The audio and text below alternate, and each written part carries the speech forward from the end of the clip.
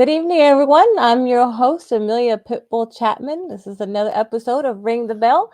I'm joined by my co-host, Angelo Mad Dog DeCipio. And no, it doesn't make me feel good to say that I'm gonna bitch slap you. because you always ask me to say that. Why don't you introduce our guest that we have tonight? You little shit. you, Oh, you, you wait. you're the one that introduces me as the mouth of the South on the other show, so I get to say this on this show. Oh man. Okay. Fair enough. Fair enough. Yeah, How you doing tonight, kid? good, good. How are you? I'm wonderful. Let me tell everybody what we are, who we are. This is America's Best Podcast. What's the buzz tonight?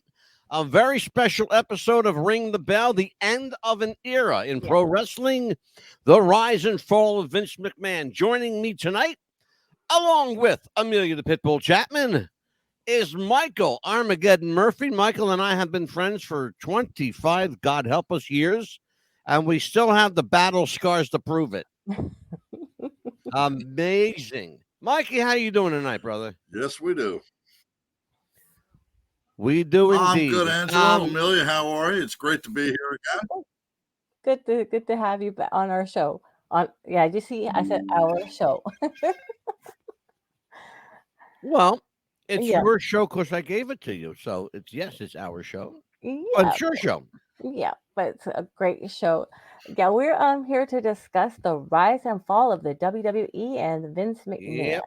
Well, boy, It's gonna be a I want to. Can we go right to Murph on the beginning of this? of course, absolutely. Go ahead. Here's the reason I want to go to Murph on this, Mhm. because Murph is the guy who brought this to my attention. So he's actually responsible Mhm. for tonight's show. Right. Murph, when did you become aware that there was trouble brewing at Titan Towers?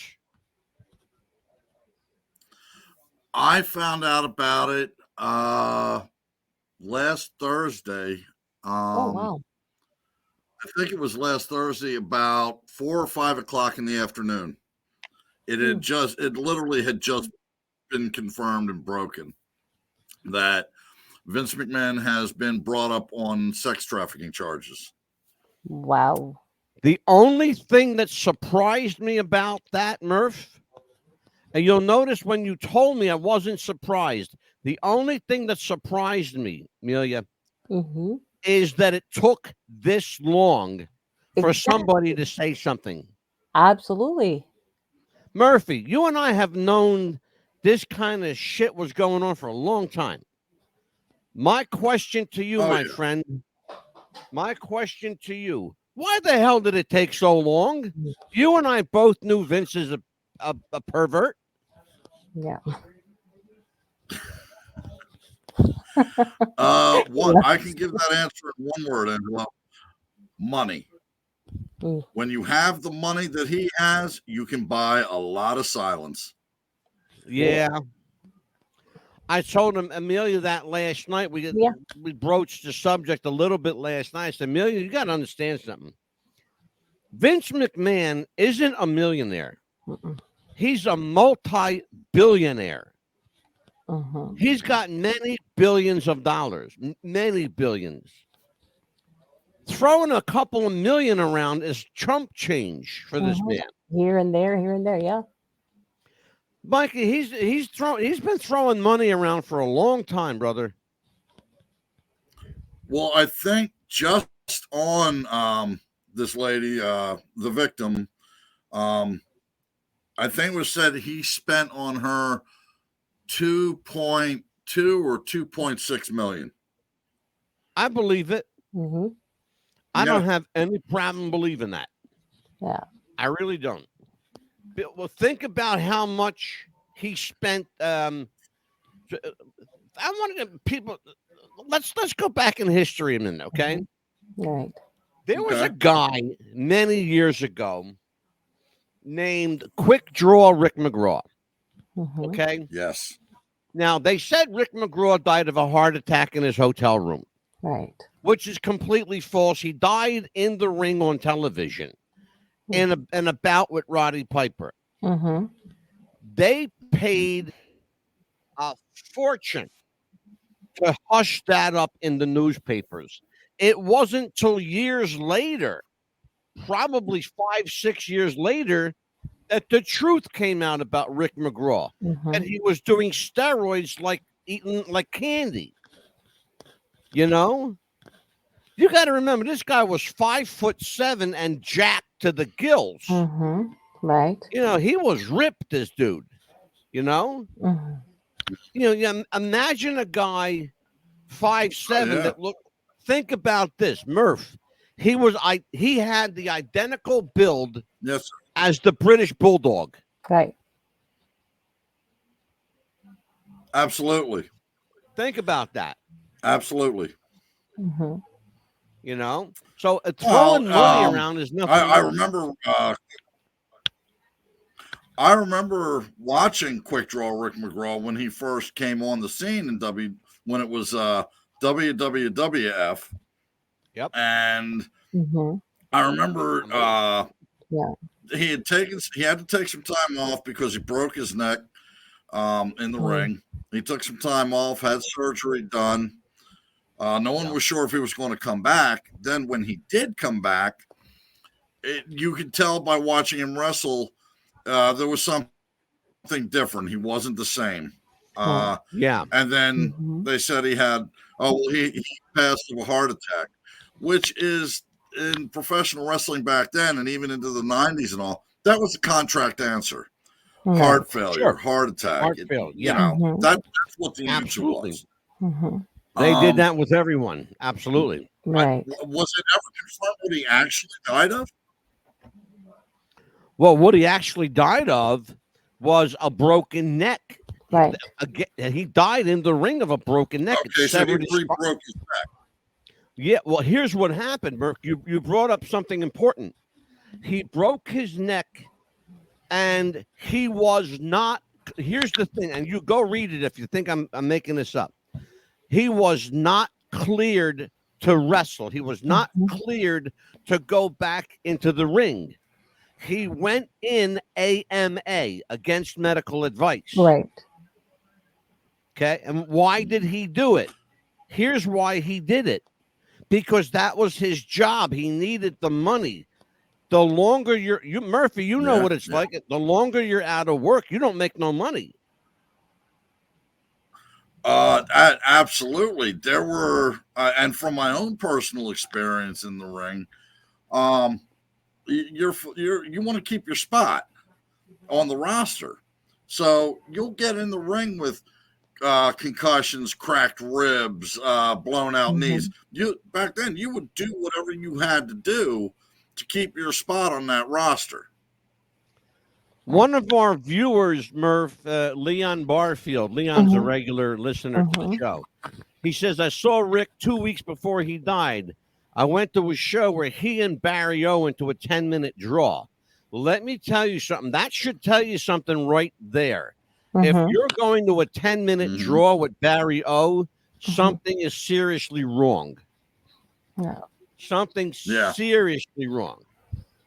If you're going to a 10-minute straight, Broadway with Barry O, that's not happening.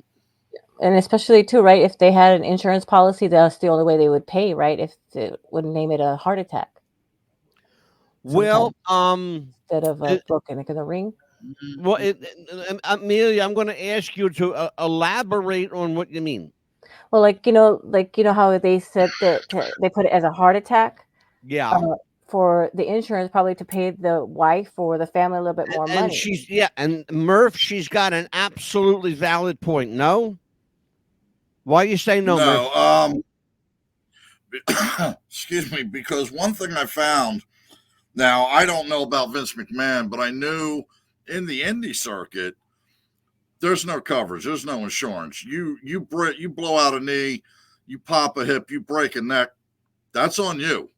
You're paying that hospital bill yourself. No, I got it. You know what, Amelia? Michael's right on this. We're talking about a time. Even today, wrestlers can't get life insurance. And here's the other thing that goes against him. Here's the other thing that goes against him at that point.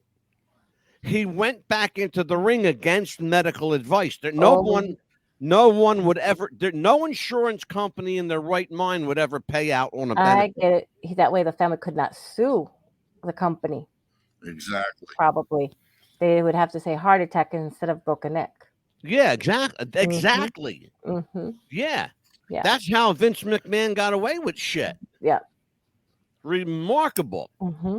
But the show tonight, Murphy, you and I are going to be doing a lot of talking tonight, and Amelia's going to have a ton of questions.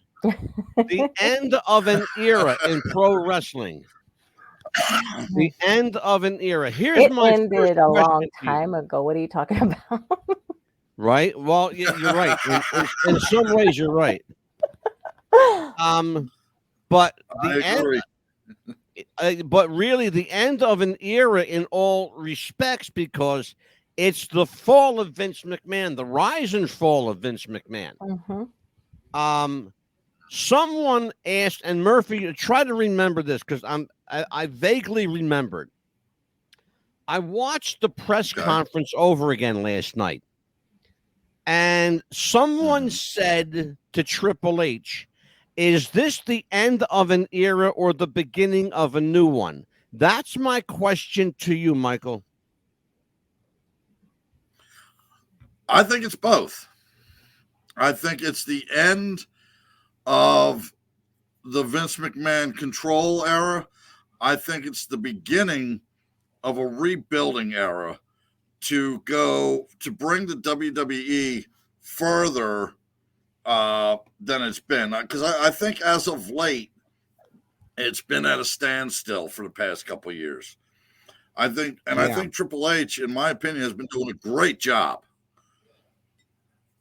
You got to give the guy kudos. You really do. Mm-hmm. So you got to give him his props. Yeah. I mean, look what he had to work with. Mm-hmm.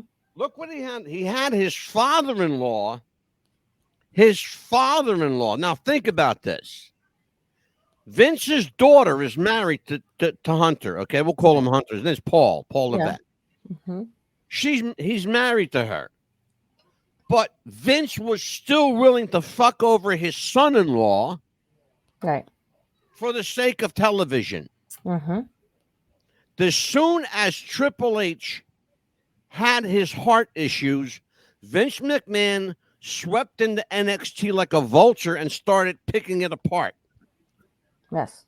And now, and Murph, tell me if I'm, because you watch it more than I do, tell me what NXT looks like now. What does it look like now? To me, NXT looks like a very bright, colorful indie house show. Mm-hmm. Yep, that's it. So do you think a high-profile indie house show is what it is? So do you think maybe in about a year or so, do you think it's going to look more like wrestling or better than sports entertainment like they call it now? If you're asking my opinion, I'd love to hear Murph on this one. Yeah. But if you want to hear my opinion, I think we have a long way to go. I'm going to, you know what I'm going to do? I am going to acquiesce to Mr. Murphy first. I'm going to let Michael handle this because I have kind of a long roundabout answer. But go ahead, Murphy. Yeah. Take that one. Go ahead, Murphy. Okay. Repeat the question again, please. Do you think that now that Triple H took it over, do you think that about a year or so, or how long do you think it'll be like from going back to wrestling, like they call it, from sports entertainment? Honestly, I think it's going to go back to professional wrestling and farther away from sports entertainment. Like about a year or so? I'm sorry? In about a year or so, do you think he'll take about to clean it up? I'd say a year, maybe two, to clean it up, to shape it, hone it, smooth it out. I'd say about a year and a half, actually. It's funny you say that, Murph, because I'm, when it comes to me, I'm more along the lines of I think we're looking at 2-3 years. I think we're looking at a long turnaround. Yeah. And here's why I believe that. It's a very limited landscape in pro wrestling now. There was a time back in 2000 when you had WCW, WWE, New Japan, TNA, Ring of Honor, NWA. Yeah. You had at 6 or 7, probably 7, really, if you think about it, 7 full-time promotions. Here's what we have today. 2. Yeah, that's the 2. I'm not counting TNA because they're working on becoming a player. But when I say WWE and AEW, here's what I'm saying, and Mr. Murphy will understand where I'm going with this. I believe right now, because of the Vince McMahon scandal, WWE is jockeying for position because now Vince McMahon is out completely. Yes. He is not allowed anymore to own a wrestling company, work for a wrestling company, be an investor in a wrestling company. He is not allowed to be anywhere near pro wrestling. That's the first thing. Because of that, I believe, thank you, God, for Paul Levesque. Yes. I think that Paul sent Bruce Pritchard to TNA to buy it lock, stock, and barrel, and that's why I think Jordan Grace was in the Women's Rumble Saturday night. Yes. Murphy, tell me if also, I'm you not. have Dolph Ziggler now down at TNA. Yeah. Okay. So tell me if I'm a nut. Well, we all know you're nuts, but no, I don't think you're wrong. There you go. Yeah, because it got so bad that I stopped watching wrestling Exactly. for like 8 years. I had not watched wrestling for 8 years. It got that bad to me. That I just said, Michael, when's the last time we saw wrestling, you and me? What, 2-3 years ago? Oh, longer than 4 that, years brother. ago? Really? Has it been over 5 years? I'm gonna blow your mind, brother. It's been 5 years since you and I saw that show. It's been 8 years since I want you to And think yeah, about that was the Murph. show we went to. Think about this, Murph. Think about something. Brian Pillman Jr. was on the show before he got signed. Remember? Right? That was 5 years ago. I remember meeting her back. Excuse me, I'm fighting a little something. I apologize. Yeah, it's been a long I'm time fighting a little because something. it just got so bad that it was like you could see this, you could see them fake this move, and I'm like, you know what? This is ridiculous. I ain't watching this anymore.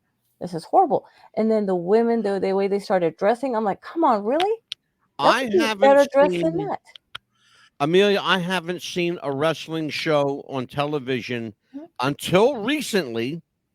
I haven't seen a wrestling show on television in probably 7 years, 8 years. Me too. The first show that I went to live was with Mr. Murphy. He and I went to see Brian Pillman And Jr. I think now that Triple we H went Paul backstage. has taken over, I'm gonna start watching it again. I think as soon as I know that he's officially like there and starting, him, I'm gonna see how it's gonna go. Well, I mean, if you can, One thing I saw. Go ahead, Murph. I'm sorry. No, go ahead. Go ahead, Murph. The one thing I saw about 8 years ago, maybe a little less, I started. Well, it wasn't that I was watching it. I would watch the first 15, 20 minutes of it. And then I really wouldn't watch it anymore. Then because I noticed that with pay-per-views, Monday and Friday nights, Vince was hemorrhaging money. He was losing money. He was losing ratings. Big time. He couldn't put. They couldn't put. They were using old gimmicks, old storylines that had been beaten to death, and nobody was interested. No. Yeah. Now they've got a new crop of younger generation coming up, And now they're watching it. Triple H took over, and he's looking around at other wrestlers, be it from the indie circuit around the world, bringing them in from Europe. You didn't hear of wrestlers coming over here from Europe 7-8 years ago. No. No, not at all. Scotland. Bring them the over only because wrestlers... he saw talent. Yes. Oh my God, sure. The only wrestlers I remember, but I'm going back a long time though, but in the early mid 60s was when Japan, Australia, and Great Britain were very big. You had people like the Kangaroos. You had people like Argentina Rocca. You had people like Billy Robinson, the greatest shooter of all time. You know? You had the Butch and Luke, the sheep herders, the Great Kabuki, whatever name you want to call them, right? Remember him? Remember the Great Kabuki as well? I don't know if you remember him or not. Oh, sure, the Great Kabuki with Gary Hart, absolutely. Yeah. Iron Claw 30 is in, and she says, "Hey, Mad Dog, were you a fan of the original ECW from the '90s?" Not only was I a fan, Iron Claw, I was part of that organization. I knew Todd Gordon, and I knew some of the early investors, and I still know Todd today. And Sandman was a friend for a short while. Jimmy Snuka was a dear friend. Don Morocco, of course, absolutely. I was a huge fan of ECW from the '90s. I thought ECW did wrestling better than the WWE. Because ECW was a throwback. Yeah. Think about it. Michael, ECW, tell me what your opinion on this. ECW in the 90s. I need to know, are we talking about East Coast Championship Wrestling, or are we talking about Extreme Championship Wrestling? Well, that's the difference. Because I knew when it was East Coast Championship Wrestling, ECW.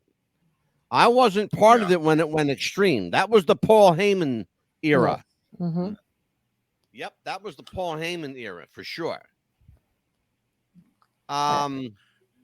East Coast Championship Wrestling, I was a fan of because I could watch it on like Wednesday nights. Extreme Championship Wrestling, no, not a fan. I wasn't a fan. It was too much fan interaction, people bringing microwaves and frying pans and stuff like that. That's crazy. Every match was a blood match, barbed wire, and no, that to me wasn't wrestling. Yeah. Well, like I will tell you that I had the misfortune of having New Jack stay at my house for 2 days, and I regret it to this day ever having him here. All right, well, let's talk about this. So we got to talk about this here. Yes. Vincent Kennedy McMahon was the CEO and chairman of the board at World Wrestling Entertainment for decades before, you're going to love this, Murph, before voluntarily stepping down. Voluntarily stepping down. McMahon, who was a former wrestler, he wasn't a former wrestler. He wrestled, but he was never trained as a wrestler. No. McMahon this is from the New York Times, by the way. McMahon, who was a former wrestler before taking over WWE, confirmed in June 22 that he was resigning his post while the company investigated misconduct claims against him. Well, part true, part Vince working it. It was not being investigated at the time. He wanted you to believe they were investigating him. What he was doing at the time, him and his lawyer, Jerry McDivitt, they were trying to squash this lawsuit that came out a couple of weeks ago. Okay? We're going back 2 years, and you're going to hear that confirmation. We're going back 2 years in this lawsuit. The fact is, no, there were no claims against him at the time. Let's continue. Amid McMahon's exit from WWE executive suite, Federal law enforcement officials have continued investigating the allegations. This is current day, absolutely true. The former pro athlete has not been charged with the crime. Not yet, but he will. Nearly 2 years later, McMahon faces a second misconduct scandal when a former WWE employee accused him of sexual assault, sex trafficking, and abuse in a January 24 lawsuit. McMahon stepped down from his key position as executive chairman of the board at WWE's parent company, TKO Holdings, according to a statement released Friday. He denied all claims before resigning. I got a question for you in this regard, Murphy. He denied all claims before resigning at TKO Group. Here's my question, Mr. Murphy. Do innocent people resign their post? No, not at all. Thank you. So if he's innocent and he claims he's innocent, well, then why resign? Why? You're a fighter, Vince. Why don't you fight it? Because he knows, the son of a bitch knows he got caught this time. Yep. Let's continue, Murph. Listen to this one. He continued to deny wrongdoing following the lawsuit filed by Janelle Grant, that's her name, who worked in the company's legal and talent department. Now, think about what I just said. Who is Vince McMahon's lawyer? Jerry McDevitt. Okay? Jerry McDevitt is the guy, they call him the Golden Goose at Titan Towers. Okay? This woman worked for his office at Titan Towers. Vince McMahon only has one lawyer, Jerry McDevitt. That's how fucking good this guy is. Let's continue. Oh, no, I think that's it, actually. So let's talk about what we just read. Murph, what do you make of all this chicanery? Well, from what you just read and from what I just heard from you, there's no way that Mr. McDevitt didn't know this was going on. If he's Vince's only lawyer, and this had been going on for years, and she works in the legal department, which, come on, don't shit where you eat. Exactly. You just answered the question beautifully. Mr.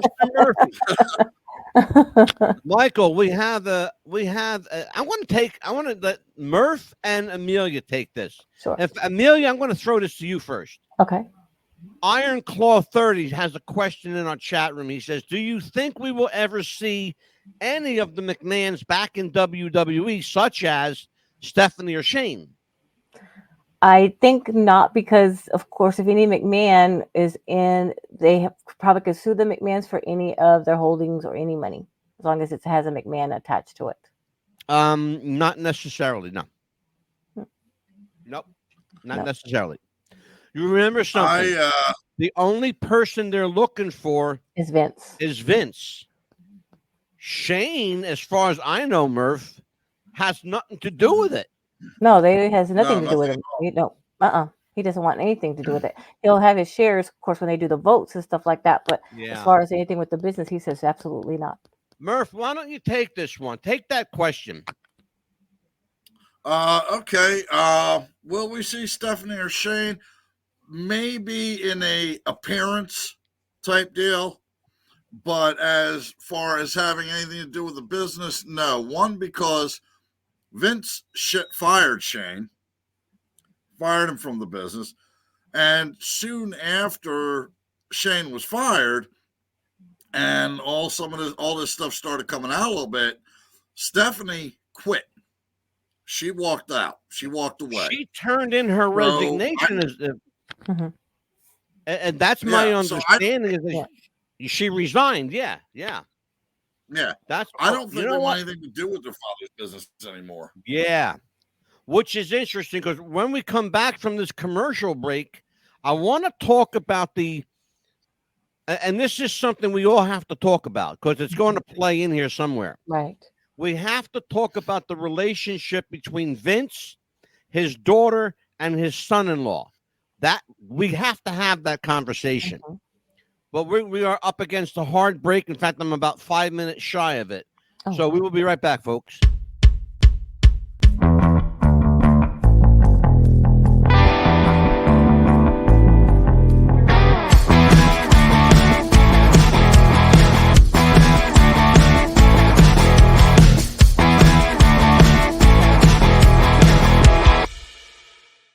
Jess wanted to start a business when something surprising happened. Today I'm going to teach you how to crochet. She started crocheting, like a lot. And her friends noticed. Jess, you need to sell those. So she signed up for Shopify and started building her business. Yes, I love that. And after a lot of hard work, this happened. Oh my gosh, I just made my first sale! You see, every day, hundreds of businesses get their first sale on Shopify. We got ding! And the next could be you. So when you're ready to bring your idea to life And become your own boss. build it on Shopify.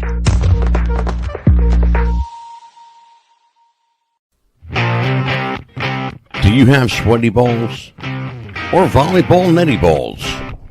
It's time to make them ready balls. The Manscaped.com Lawnmower 3.0 will do the job and clean your knob with its patented no-nick head, so your head will function as desired. Enter promo code Wrestling Future for a generous 20% discount. That's enter Wrestling Future for a 20% discount. Manscaped.com and Wrestling with the Future, going balls to the walls with Manscaped.com and the Lawnmower 3.0. Your balls will thank you, and so will we.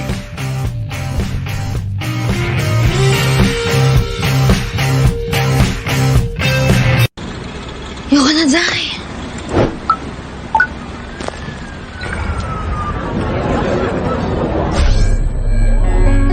Ayun na, pre. Kaya siguro lagi nakatingin. Kasi yun na lamang ang magagawa. Inaabangan ako na mawala. Kaso lang ang malala. Nadapa, kakatingala. Game? Sa kapunta to the moon. Road trip. Vroom vroom. Skr skr. Zoom zoom. No time, better up, I can help. Let's not let me get ahead of myself. With your bow mama, tell me you don't wanna get shelled. Why so silly, get the lotto and sell. Why still with me, I'm bothered. Oh my.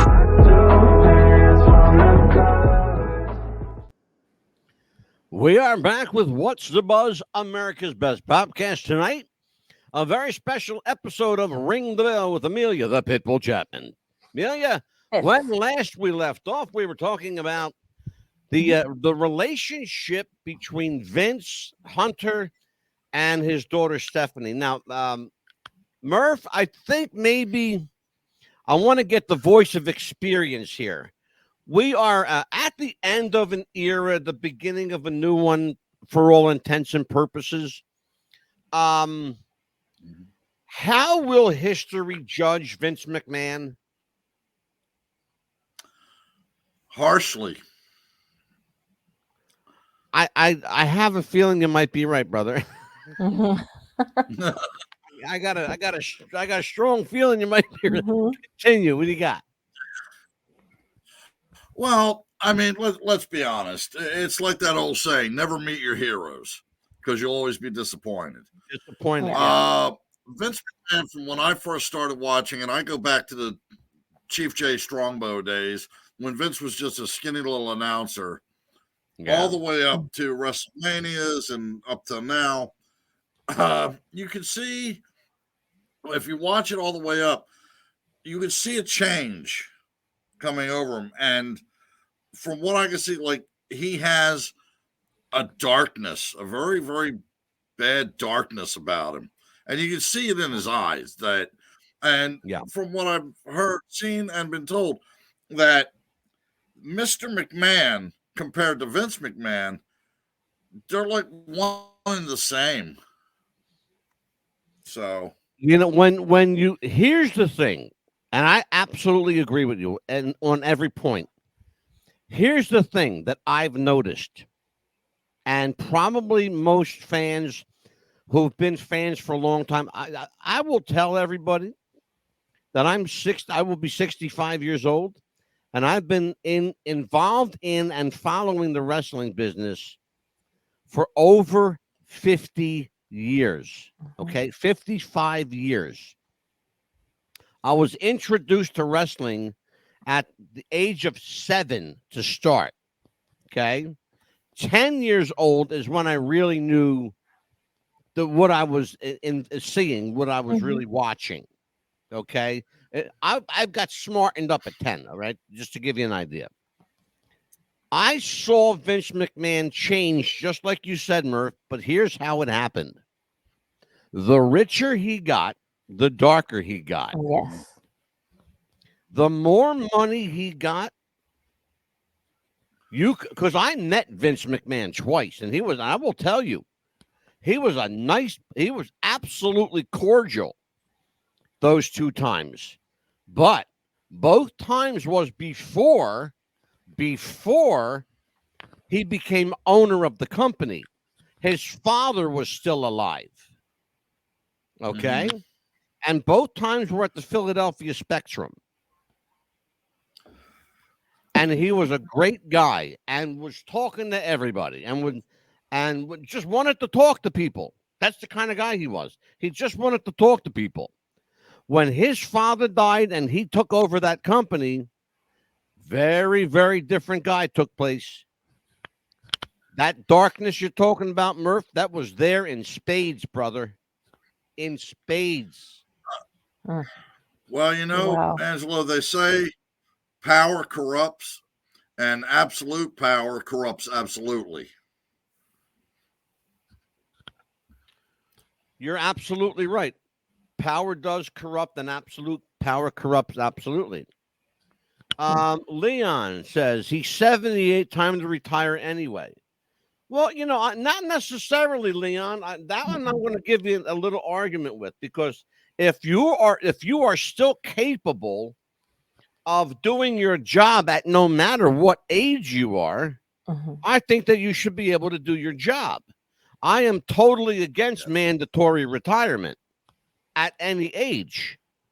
But when you're 78 and you're a sexual pervert and you're trafficking sex in your office, well, then it's time to get the fuck out. That's a different story. Right.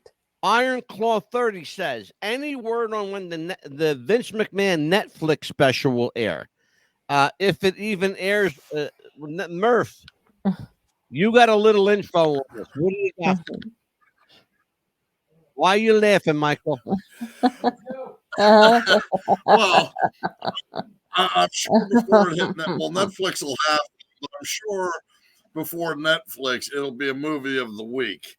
I'm surprised his lawyer isn't shopping that around yet. I think they want to wait and see when it ends and how it turns out, and then they're going to start shopping it around. I think you're right, because Vince smells money. You know what they do? Here's how I know how Netflix works. Here's what they do. They will sign a project. They will keep the project on what they call open-ended status. Now, let me tell you why. So that they can stick in the end whatever happens to be current at that time. If Vince ends up beating this, they will insert that into the documentary. If he ends up losing, they will insert that into the documentary. But it will not be a quote-unquote closed and finished documentary as long as there's a trial going on. Because then what they're going to want to do is interview Janelle Grant. They're going to want to interview Jerry McDivitt, who's not shy at all, by the way, about giving interviews. They're going to want to interview all the parties involved here, because there are quite a few accomplices, including Brock Lesnar. Whom else, Murph? What other wrestlers were involved? John Laurinaitis. John Laurinaitis, yes. Johnny Ace. So yeah, we're talking about. Are we talking about a changing of an era? Yeah, it's absolutely the changing of an era. The Vince McMahon era, no matter what happens, the Vince McMahon era is done. It's over. Right. It will never happen again. So there is, for real purposes, for real conversational purposes, we can't even talk about Vince McMahon in wrestling anymore because he's done. Or like with Our Luck, like, you know how we've had Our Luck, Netflix will air something 2 weeks later after we've talked about it in our show. Yeah, absolutely. Yeah. I think somebody from Netflix watches the show. Yeah. Yes, sir. I'm going to play devil's advocate here, and it's kind of like a two-part thing. One about Brock Lesnar. Brock Lesnar, his name has come up in it, yes, but it hasn't been determined that he did anything or had anything to do with it. First off, good point. Second, the victim, what's her name? Janelle Grant. Janelle Grant. Or Janelle Grant. Okay. Now, she had no problem with any of this while it was going on and receiving the money. Thank you. Why is she bringing it up now? Stop right there. I was hoping to God that you would bring that up, because I didn't want to be the one. Because some people accuse me of, I don't know if you know this, Murph, but some people accuse me of talking too much. Amelia? No. Hey, me? Anita? No, the hell you say. Nah. We defend you more than. But you're right though. Brock's name has come up, but it did not indicate in what context. I don't know. Was Brock a broker for this? Was Brock an innocent bystander? Did he have knowledge firsthand of any of the goings on? But those are all valid questions. But here's the biggest question of the night, and thank you, Mr. Murphy, for bringing it up. The $1 million question is: she knew in July of 2022. She knew she was working for him. She was taking his money. She became a millionaire taking his money. He made her a millionaire. Okay? If you knew your job was a sexual surrogate and you are paid to be a sexual surrogate, by the way, which is very different than being a prostitute. She's not a prostitute. We know that. Okay? Mm-hmm. She's not even a high-priced hooker or curl girl, for that matter. Okay? She was hired as an employee. A sexual surrogate is an employee. Okay, look, you may not like it, but it's the fact. Okay, yeah. Why did she take his money and all of a sudden why? What changed, Michael? You know what? I'm going to ask Amelia this question. Okay. Amelia, what changed in the relationship between Janelle Grant and Vincent Kennedy McMahon? Well, it could have been, we don't know what happens behind the scenes. It could have been that maybe they could have been together and he wouldn't leave his wife. 2, maybe she wanted more money. 3, he wanted her more money. Yeah, could have been that. She was getting how much, Murphy? How many millions was she getting? It was 2.2 or 2.6. You never know. That's a lot of money. Money hungry. And 3, also maybe he wanted her to do something she didn't want to do, and she said, "If you make me do this, I'm gonna tell." Amelia, you give me $2.6 million, I'll lay on my fucking back all day long. But that can happen. Absolutely.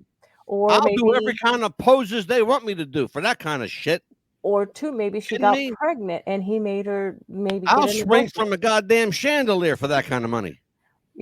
Maybe something like that happened, that maybe he wanted her to do something she didn't want to do anymore, or maybe she fell in love with him or something. You never know, and he would leave his wife. We already know he pissed on her. We already know he shit on her. Mm-hmm. We already know there was every kind of group sex, gangbangs, What threesomes, menage a trois, foursomes. Mhm. There were, orgies. We already know this. I've read the lawsuit. It's Yeah. disgusting. Yeah. It's like a fucking porn movie on paper. Yeah. Michael, have you been informed about some of the stuff that they were into? I got as far as he shit on her, and that's about as much as I could take. Well, that's what I'm saying. I have the lawsuit here. Mhm. It's pretty graphic. This woman, she's no angel in this, because let me tell you something. She allowed this to happen at some point and to some level. Now, Amelia, you do make a point. Mhm. What if she wanted more money? Okay. Exactly. What if she wanted him to leave his wife? Mhm. Well, first of all, Linda McMahon and Vince McMahon haven't had a relationship in ages. Right. She's been living in Washington, D.C. since Donald Trump appointed her the head of the Small Business Administration. Yeah, we talked about that last night, as a matter of fact. She's been there for 10 years already, 11 years. Mm-hmm. And when Mr. Biden loses his position, she's out of a job, probably. Right. If not sooner. We can't wait. Yes, a few more months.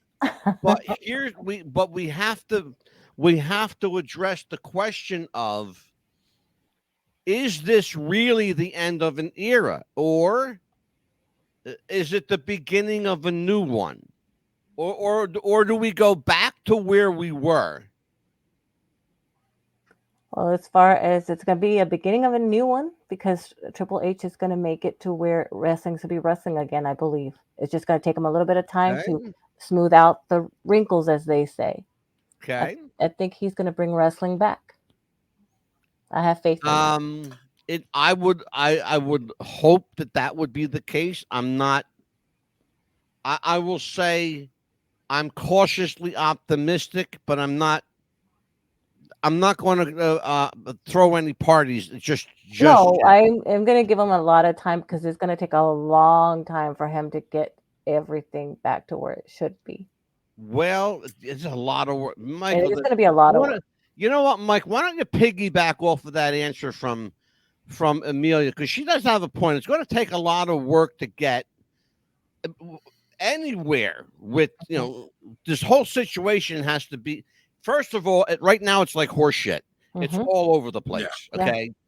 It has to be swept up, gathered up. It's got to be made into a big pile. Then we can start separating the liquids and the solids and the leaves from the grass and the dirt and all this other stuff, right? And we got to make other little piles. Now we got to figure out what we got. Now that we know what we got, okay, now how do we make it better? That's the question. Murph, suggestions, my friend. One, I agree. I think he's going to push forward, because let's face it, he's got one of two choices. Paul Levesque can either push forward and make it better, or stay where he's at and have it die. So obviously, he really doesn't have a choice. If they want to keep making the money that they're making and bring wrestling entertainment to the people, I think they'll take a step backwards in time. I think they're going to get rid of a lot of the glitz, a lot of the glamour, a lot of the TNA, which they've been doing. And I think what they're going to do is they're going to take a step back in time to when we were watching wrestling, growing up with wrestling. They're going to stay away from the characters. I would love to see them. Wrestlers. Yeah. I would love to see them, Murph, take all of the Vince Russo shit. That still, some of that Vince Russo crap is still hanging around 24 years later. We need to take the fucking stupid characters and throw them out the fucking window. Absolutely. We need forget the Berserker and Doink the Clown. Yes. And Mantar and Pretty Boy Floyd and whoever the fuck they were, right? You got to take these characters and get rid of them. Why can't Gene Snitsky be Gene Snitsky? Why can't Randy Orton be Randy Orton? Why can't John Cena be John Cena? They don't have to have nicknames. No. You know? And that's the first generation of wrestlers that I personally know of that use their real names, other than Bruno Sammartino is his real name. Right. Superstar Billy Graham. That wasn't even his real name. No. His name was Wayne Coleman. Rest in peace, superstar. Michael and Dusty I did a show Rhodes. for him. Dusty, the American Dream. Virgil Runnels. Yeah. Okay. Yeah. Virgil Runnels. And if you're going to come up with a name, come up with a great name instead of the Berserker or Mantar. Right. Like Vince Russo came Right, out. I don't know where the fuck he pulled that. That was ridiculous. Come up with something like Armageddon, a good solid name. It's a great Yeah. that's a great heel name. Yeah. You should use that. Mm-hmm. I use should. that. Mm-hmm. I'm telling you. Yeah. They Yeah, should look, put I'm that going on to the show you t-shirt. something. Mm-hmm. It looks good on camera too. See that? Yeah. Put it like right in the Looks middle good of on Michael. camera. Yeah, unfortunately, I Amelia. don't put it on camera. Amelia, your thoughts on hold on, here you go. Mhm. We have a new Nate. Oh, Nate's here. I remember Nate. Get rid of the gymnastic and fight and wrestle like the 80s. Absolutely. Yes. See, that's Bravo. why I was telling you about. Yes. Bravo. Yes. Get rid of the gymnastics. Absolutely. Look, if I want to see gymnastics, I'll watch the Olympics. Right. Right. Exactly. You know, there's Angelo. nothing. Yes, sir. Do you remember when you and I would talk wrestling? And I know you remember me saying this. The thing that would piss me off the most is you see all these guys doing all this high-flying bullshit and nobody's selling anything. They don't know how to. You know why? Yeah. Because they're too busy doing high flying. How can you sell a move when you're in the air doing like quadruple flips and somersaults and all this other bullshit? How do you sell them? You can't sell a move. No. You can't sell. And The one thing I saw this last night, Murph and Amelia. I was watching the first season of Tough Enough. Yes. The one thing I'll say, yes, they expose the business, yes. Yeah, they did. Mhm. But what they also did was they showed you that they had a code of honor. Yes. They respected the business. Mm-hmm. They respected the fact that people got hurt in the business. Yes. And they all had respect for it after they all got hurt. Mm-hmm. Okay? That's the thing. People forget about it. Yeah, okay, what? We all look. It's no secret wrestling is a work. It's never been a secret. It was just a better work back in the old days than it is now. Because thanks to computers, everybody knows it's a fucking work. Right. yeah. Before the computer age, Mm-hmm. Mike Murphy and I, because we're old motherfuckers, Mike Murphy and I used to have to buy Pro Wrestling Illustrated to find out what was going on. Right. Well, that's what I used to do. I used to buy the Yeah. magazines Remember, and stuff Murph? like that and see that. I was like, oh my gosh, look at that. It was like, I can't believe it got hurt, like that. And remember the movie The Iron Claw when they showed that Yeah. episode where Carrie got slammed on real hard on the concrete and the guy Yeah. that played Carrie and Yeah. he's like, and the dad's like, what's the matter? What's the matter? He goes, Dad, I forgot I wasn't supposed to get slammed on the concrete like that. It wasn't supposed to work like that. And I forgot getting slammed on the concrete wasn't going to hurt. Well, anyone." that's just bad work. Yeah, but but here's the thing. like Yeah. that. Murphy But, and I, we Mhm. used to get our information Mhm. from Pro Wrestling Illustrated. Yes, I bought those. Inside Wrestling, The Mhm. Wrestler, Yes. all the magazine, the Ring magazine. I have some actually still to this Mm. day that are still in good condition. You better hold on to them. Going to be worth Mhm. a couple dollars one Yeah. day. What's that? Nate says, even though we all knew it was work, it was entertaining. Absolutely. Yes. The thing, Nate, is it made you want to watch next week. Yes. I don't want to watch this week. That's how fucking bad it is. Okay. It is. I haven't watched. The one thing, Go ahead, I'm Michael. sorry. Go ahead. No. I'm good. I'm good. We need to do, the one thing we need to do to get the business back to where it used to be, and Angelo, you're going to love this. Get the marks out of the business and back into the audience. Brother, you get the marks out of the business, you ain't going to have a business. Well, no, remember when you would say to me, the marks used to be in the audience. Now they're running the business. We need to reverse that.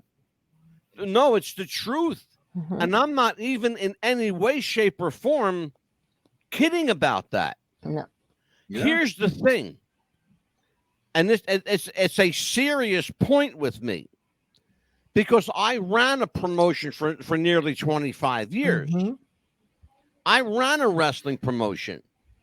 If someone came to me who was not properly credentialed, trained, had a gimmick, had proper gear, you're not going to get a first interview with me.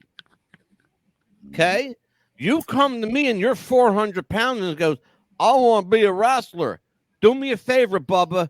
Go back to the farm and start baling hay, because you smell about like it. That's not where I'm at. I remember the first time I talked to Angelo on the phone about coming over to his Fed, and we must have sat on the phone for about an hour and a half and talked about it. It was like, we still do.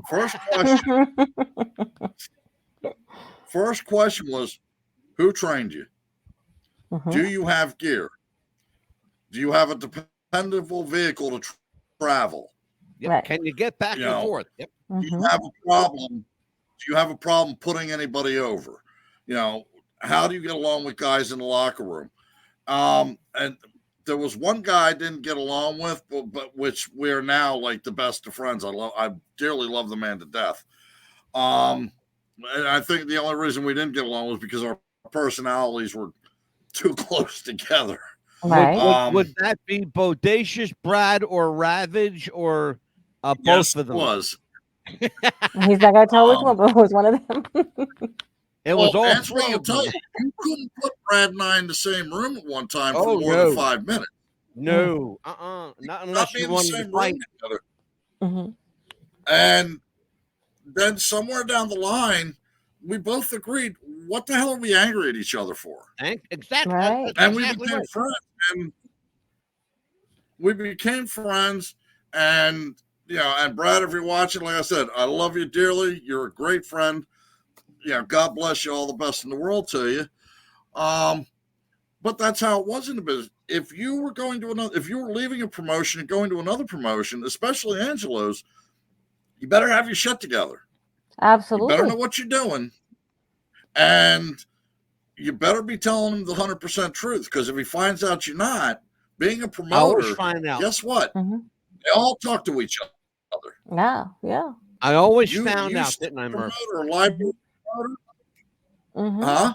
Yep. I always found out, didn't I, Murph? He couldn't hear you. Oh, yeah. Yeah. I mean, those were the best questions to ask. Every promoter down the line knew about it by the next morning. We have someone new in it. Oh, Michael Boozer. Michael, welcome to What's the Buzz podcast. Yes, a lot of what the industry is missing is when everyone knows it's a work. We were just talking about that. Is when everyone knows it's a work and how you make them think it's not. Well, that's a good question. How do you make them think it's not? I think some of the drama around Punk's WWE return is touching on it. Let me tell you, thank Mr. Boozer, Michael. Let me tell you something, brother. Now you opened up my Pandora's box because I happen to think that there are certain people who know how to push the buttons. I'm going to give you an example. You actually just gave me one. CM Punk. I'll give you an example. Cody Rhodes. I happen to think that Cody is probably the best in the business. Him and Punk Yes. are probably the two best guys that that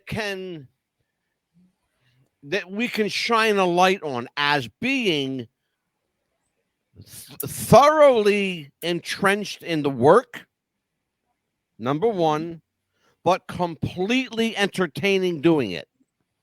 And they can make it look like a shoot from all angles. They can make a work look like a shoot and a shoot look like a work. And I'm going to tell you something. You can do that and you can do it convincingly. Then I'm going to watch you, because there's nothing better to me than taking real personal drama and infusing it into an angle, into a wrestling match, into a storyline. I'll give you a perfect example. Happened to Mr. Murphy. We were in Atlantic City, New Jersey. I was booked the Showboat Casino. Okay. Mr. Murphy and another wrestler were walking through the casino, throwing digs at each other. Now, that particular wrestler and Mr. Murphy are very, very dear friends. But you would never known it from that night because they were throwing digs at each other. Someone saw them and they called me. They said, Ange, does Mr. Murphy have heat? Does Armageddon have heat with Mr. Thorne? I said, they better not. I don't know. You got what? Does something happen? I said, you need to tell me. Now, I know what's going on. I knew it was happening. But the person who called me was a mark to the business who didn't know that I knew what was going on. I had to play dumb, like, oh, no, you need to tell me what's happening here. Come to find out that they were working an angle walking through the casino. And people saw them and heard them. Oh, my goodness. It was actually the Sands. It was the Sands Hotel and Casino. And we were on our way to go to a press conference because the local press was advertising this wrestling show. Yeah, on television and radio. Yeah, I had radio and TV people there. Yeah. I'm noticing all the boys are walking through the casino and they're all quiet. And I'm like, okay. And I took it upon myself, which I sometimes do things before I think, but I took it upon myself. And I'm like, hey, Thorne, yeah, you coming back? You should have stayed away. You better hope you don't draw me in this tournament. I'm going to beat your ass into the ground. And blah, blah, blah, blah, blah, blah, blah. And the people in the casino are watching, oh, hey, what's going on here? That's drawing up business to, hey, I want to see what happens. Let me buy a ticket. That's a good promo. He's talking about, went to Angelo. Angelo had an idea of, well, I'm pretty sure it's work. I get a phone call later that night. I got a phone call. I'm like, hello, Mike. Yeah, it's Angelo. Yeah. You got some kind of fucking heat with Thorne? I'm like, no. Why? Well, so tells me you guys are walking through the casino and you guys are back and forth with each other. I'm like, Pop, we were working each other. He's like, I thought so, but this guy thought it was real. I'm like, that guy's an idiot. All right. Well, we know that. You know that. I said, this guy's in the wrestling business and he can't tell a work? Come on.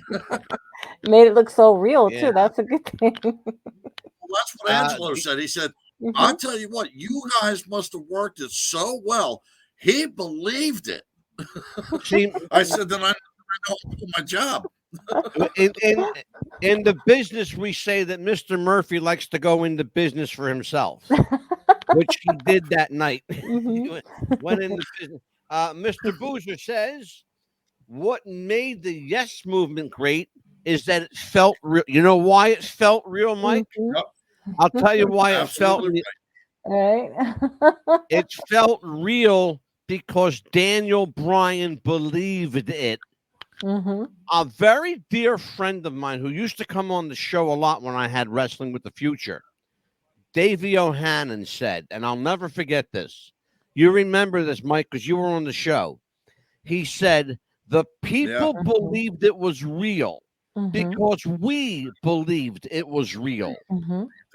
And that's what's missing, Mike Boozer. Exactly. Absolutely. That's what's missing, Mike Boozer, is the people don't believe it's real anymore. Exactly. And the people in the business know it's not real anymore. But when you get a guy, I'll give you another great example. David Schultz, Dr. D. David Schultz. When he slapped John Stossel, right, that was the best thing he could have did for wrestling. I got news for you. That slap heard around the world. That slap sold a lot of tickets. Let me tell you something.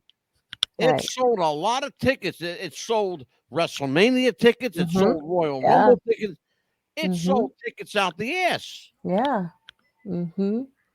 Cost David Schultz's job, but yeah, it cost him his job.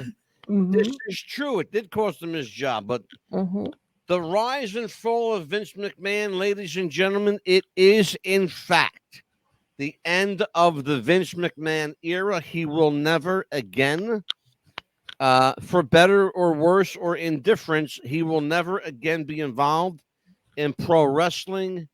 But fortunately, he's got an amazing son-in-law named Paul Levesque, who has an incredible passion for wrestling. He's got a great head for business, and he knows what sells tickets.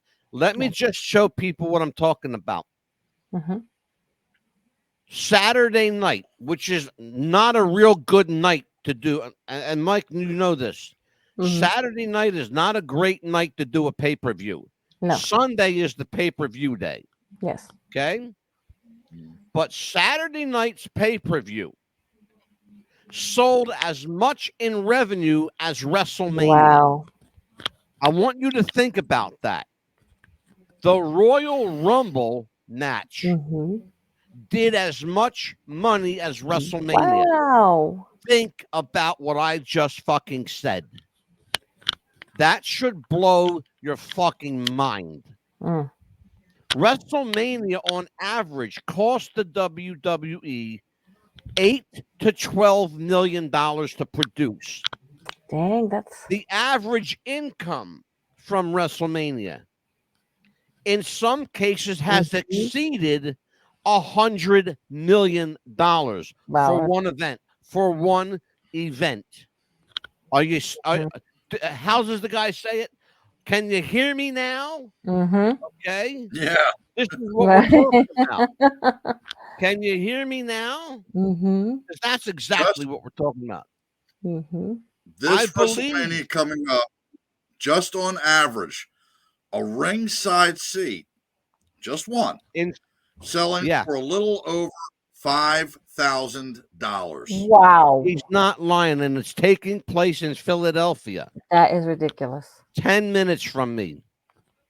And I'm not going. I don't want to. The nosebleed seats are selling at $1,000 a piece. Wow. Yeah, well, go online and look. He's not kidding. He's not. There are some ticket services. I'm not going to mention any names. Ticketmaster. Ticketmaster. I know, right? As wrestling, the WrestleMania tickets. And I'm not. You can go look if you think I'm making this up. They have WrestleMania tickets for as much as $15,000. Yes. I'm not even. Go look. Please go look. $15,000 for one seat for a wrestling match. One seat. Now, 15. Angelo, when I was a kid, I was about 14, 15 years old, and my uncle, who introduced me to wrestling, may he rest in peace, God bless. I got some tickets one time for NWA at the Philadelphia Civic Center. Dusty Rhodes versus Tully Blanchard with Baby Doll. The Rage in the Cage. Okay, for the NWA TV title. Right. I was sitting ringside. 1, 2, 3 rows back. Baby Doll was literally within arm's reach of me. Okay. And of course I was like, starstruck. $15 right. Now you look at that then and now. Oh yeah. A guy in the chat room, I just blocked his ass. His name's Music Fun 2112 says, "What do these old geezers know about wrestling?" Let me tell you something, Jack, whoever the fuck you are. These old geezers will pump you up and put you down. If you're talking about Mad Dog calling him an old geezer, I'm gonna put your ass in my fucking dog pen. So shut the fuck up and get. There you go. There. That's your answer. That's what he knows about wrestling. Holy shit! Yeah. I'll tell you what. To this guy, I'll tell you what. I'm 57 years old. I retired 7 years ago. I'll tell you what, kid. I still got my boots and my tights. Anytime you want, I'll be more than happy to lace them up. You just step in the ring with me. I'll give you 5 minutes. And it's called Ring the Bell. That's actually 4 minutes longer than I'll need. Exactly. Let me tell you something. At any time, anywhere you want to go, let's roll. Yeah, and it's called Ring the Bell, so we can ring the bell real fast. Yeah, absolutely. Here we go. Michael Boozer says, "Can you imagine that kind of build-up for a mid-card title today, like the build-up for Blanchard?" I would love to see that kind of build-up today. Yeah, but sometimes the build-up was better than the match, and guess what? You didn't care. Yeah, but let's see who carries him this time, because he was always carried in a match. That's how I believe. Well, I'll tell you what, it's been a great night. It's hell, we ran long tonight. You know what? You want to go a little longer? Sure. Longer. I'll tell you what, let's go a little longer. Let me run one more spot tonight, and we will be right back after this. Step 1, train the people only to consume. Step 2, infiltrate adults with the news. Step 3, indoctrinate the children through the schools and the music and the apps on the phones that they use. Step 4, separate the right from the left. Step 5, separate the white from the black. Step 6, separate the rich from the poor. Use religion and equality to separate them more. Step 7, fabricate a problem, made a lie. Step 8, put it on the news every night. Step 9, when people start to fight and divide, take control. This is called situational design. You've made iHeartRadio the fastest growing music app in the U.S. Why? Because we connect you to all of your favorite music and radio stations in one free app. And this fall, prepare to take control of how you listen to the radio. Replay. That song on your radio you just can't hear enough? Immediately replay and sing along again.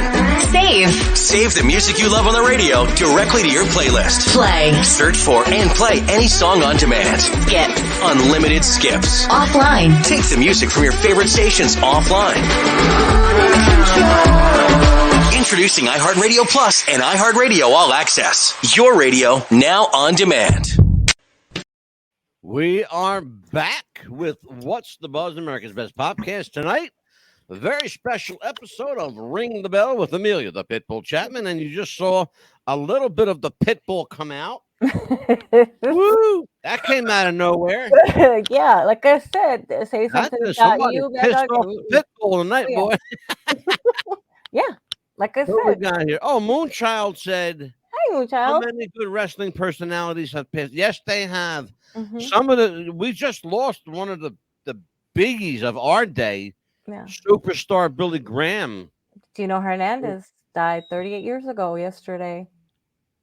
You know, you better get off this Gino thing, because I'm about over it, okay? Be quiet. That was my favorite wrestler. Gino Hernandez. Gino was a coke fiend, okay? Gino killed himself with too much partying, too much coke, too much good time. Remember something. Too much of anything is no good. Well, he was only 29 years old. Leave him. Well, it was only 29. Drank himself and partied himself to death. Yeah, do I feel sorry for him? No, not one bit. No, I do not. But he could have been a big star too, though. He was a good wrestler. passed not too long ago. And then next month it'll be a year that we lost Charlie. Michael Boozer says, "Thank you guys. You give me hope for the industry. I hope they hear you. Brother, they hear us and they don't like what we say. You know why? It's simple.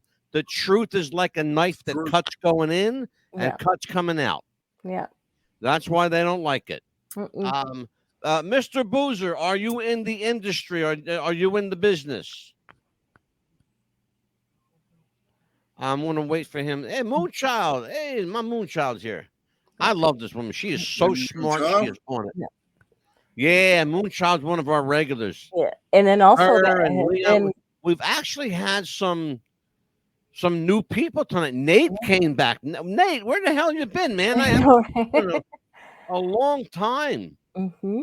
You know, Nate was here, and Nate used to visit us a lot, and then Nate disappeared. Yeah, he did for a while. I think he got scared because we were doing like too much politics and shit. Yeah. You know, too much other different shows that we're not used to. And speaking of people that have recently passed too, it'll be a year next month that we lost Charlie Norris. Charlie was. See, but Charlie's another guy that never got the push. No. Charlie was always a second-rate wrestler, sadly. He was always a second-rate wrestler that never got the big push. They never threw any money behind him, you know. And then they stereotyped him, typecast him as the Indian. Well, yes, he was a Native American, but does that mean you got to go woo, woo, woo, woo, and then run around with the feather? And I don't like that. I don't like that. Either. You know? They should have. The best Indian, so-called, quote-unquote, Native American, the best Native American in the business was Italian. Yeah.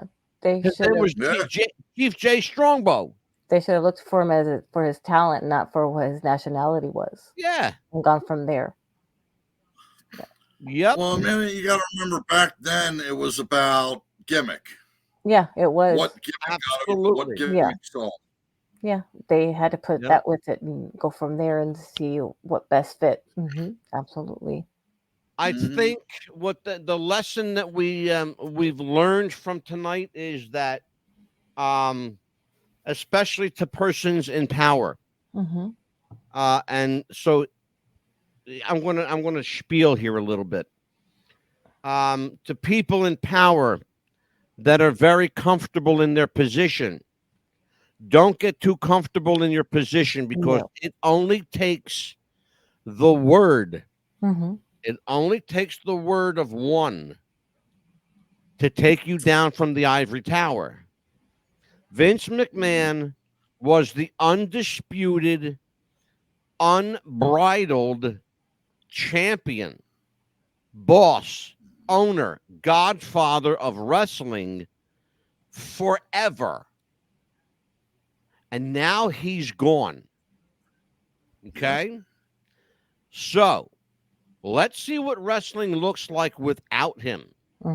He did a great job initially, but like everything else, like Mr. Murphy said, and Armageddon is the truth here.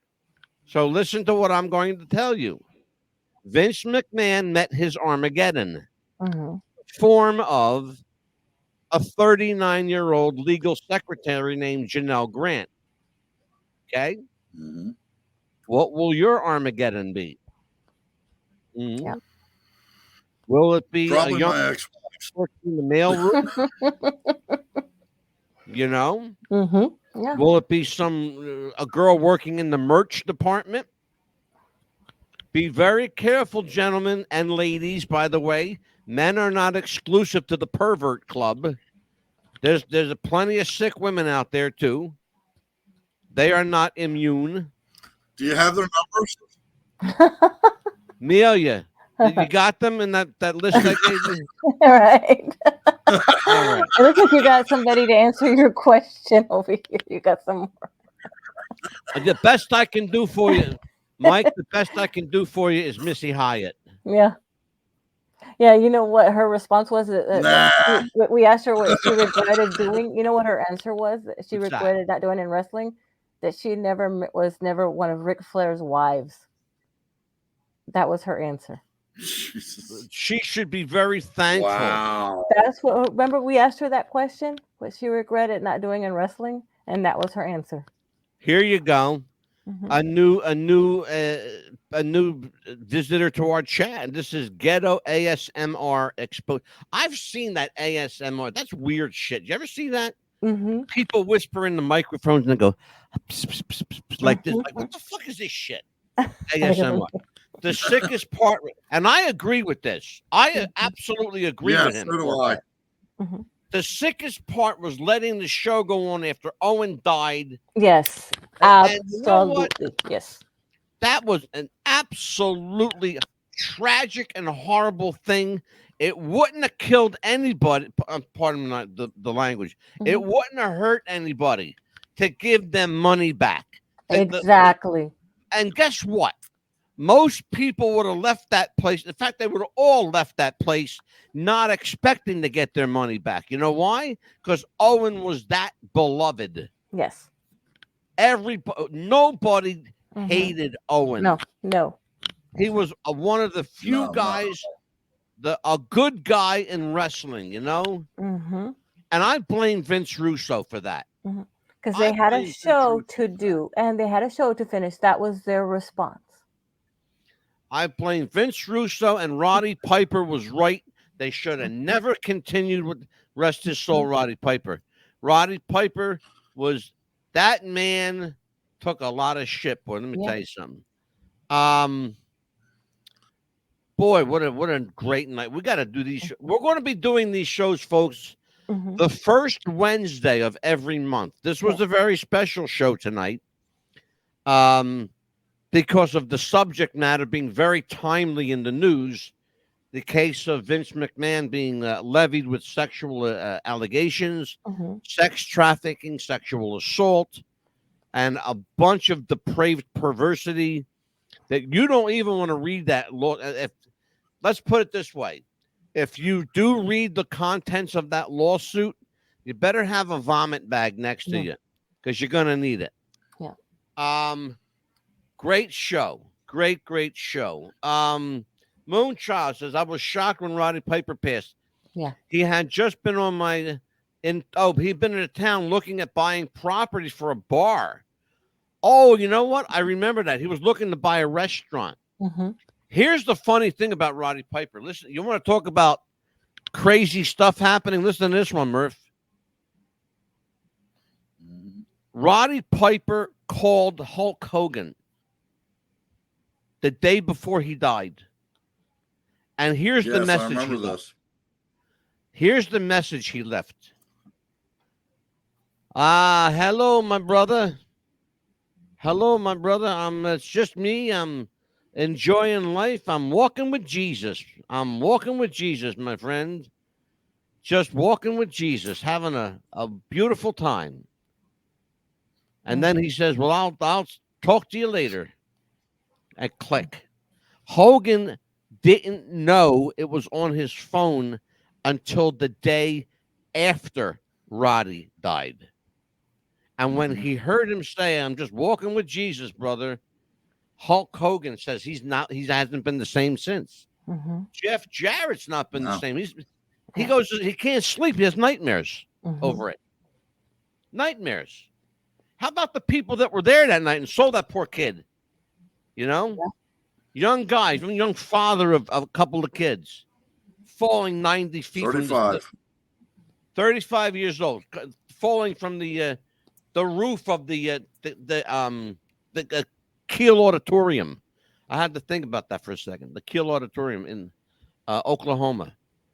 Well, I'll tell you what, we have been here a long time tonight. Hour and a half. Folks, we got some shows coming up next week. Amelia, tell everybody what's coming up. February 5th, Monday, we have the legendary Hall of Famer, Lacey J. Dalton, coming on. From what field? Country music. Everybody doesn't know that. I was about to say Hall of Famer. Is she a wrestler? No. Is she in the Wrestling Hall of Fame? I was going to say she has her own show, Country Music. Is she in the Shit Bucket Toss Hall of Fame? No, she's country music singer, legendary Lacey Ray Dawson. Country Music Hall of Fame. And we have on Who's coming on the next night? March the 6th, we have a producer, director, sometimes actor, Mark Sotkin, coming on. And what is he famous for? Oh, producing shows like Golden Girls, Laverne and Shirley, Charles in Charge, and a few hundred others as well. Moonchild has a question. Yes. May I ask, will you be doing a show about the conspiracy theories about the Benoit, the Chris Benoit? Yes. We've done a few. Murphy. There's more. I think we need to revisit the Chris Benoit murder suicide. Michael and I, can I just tell everybody, Michael, to speak for you for one moment? Mr. Murphy and I agree wholeheartedly that it was not a suicide. We believe it was a murder. We believe it was a hit. Well, you and I did the show about that. You showed pictures, and you and I talked about that when we had some other guests on our show that showed that it was not a suicide. Do you know that? Yeah, I know. It was Charlie. Do you know that hold on a minute. Do you know that is the only quote unquote murder suicide case where the photographs were not released to the public? It's the only murder suicide in the state of Georgia that they did not release the photographs to the public. And the reason they didn't is going to blow your mind when I tell you, but not now. Because I've got some incriminating evidence for the police department. They are up to their eyeballs in conspiracy. So, Moonchild, you want to talk about conspiracy? I'm going to go there for you. You bet your ass I am. Mm-hmm. But let me just tell everybody else. We have Mark Sotkin, the guy that brought us the Golden Girls, Laverne and Shirley, Charles in Charge, and a bunch of other television shows. Yes. He's a writer, producer, director, and sometimes actor. We also have Nick Santa Maria. Nick is an old Hollywood, and I'm going to bring Michael Murphy on for this one. He is an old Hollywood historian. He is a movie file like we are, Mike. Mm-hmm. And he's all about the tube. He's all about old movies, catchphrases, what made a movie great. And it's going to be boys' night. Just the boys' February the 27th on that night. No. I haven't booked this one. Oh, yes, I did. Yes, we did. Yeah, we booked it on the 27th. Oh, I forgot because I had to jockey some shit around. Yes. This is why she's got the erasable pen, folks. Yeah. That's why she's got the erasable pen. She keeps this shit straight for me. Mm-hmm. And what else do we have? What else we got? Glenn Martin's coming back. Director and full producer. Glenn Martin will be here. The guy that brought us The Searching and In the Shadows. Yes. And we will be, and I promised everybody, and we're going to have him. Michael Perret is coming back to the show by himself. Yes. And Mike Murphy and I will do that show, Boys' Night. We're going to do that. Going to kick Amelia off that night because we might have to. No, that's my favorite actor. Yeah, you better not kick me off that show. It's Mike Murphy's favorite actor, too. No. He's got seniority. Years. You want to be put in the dog pen? What's this? Yeah, do you want to be put in the dog pen? What's this shit here? What the fuck is that? What's this shit? Excuse me? Do you want to be put in the dog pen? Gee, I've been married twice. Like I haven't been there. Says, what a cliffhanger. I got a brother. I'm going to tell you something. Mr. Boozer's here. Michael Boozer says, what a cliffhanger. Brother, you have no idea what a cliffhanger, because I got some information that's going to blow your fucking balls out of your underwear. You know, why don't we do that show in February 7th? We got what? For Chris Benoit. Yeah, February 7th. Yep. Mark it down. Yeah. Because I can't. I'm on air right now. We will do the Chris Benoit. Was it murder or all right. So here, you guys that are still with me in our chat, February 7th, the conspiracy surrounding Chris Benoit. I am going to open up the hatch, and we are going to climb down that motherfucking rabbit hole in a big way. Yep, that'll be Big the time. The So, Ring the Bell I show. only had to ban the 3 people tonight from our chat. Yeah. So awesome. Moonchild. I'm going to do it for Moonchild. I'm going to do it for Michael Boozer and for Armageddon. Michael, thank you for joining me tonight. For anytime, Angelo. It's great to see you guys again. Can't wait to be back on soon. You are going to be back with me on February 7th next week. February 7th? Yes, sir. I will be here. Yep. On the Ring the Bell show? Huh? On my Ring the Bell show? Yes. He's going to be with me and you, and I'm here. I'm the boss, and I'm bringing it back. Absolutely. So, for Amelia Pitbull Chapman, for Armageddon Michael Murphy, I am the Mad Dog.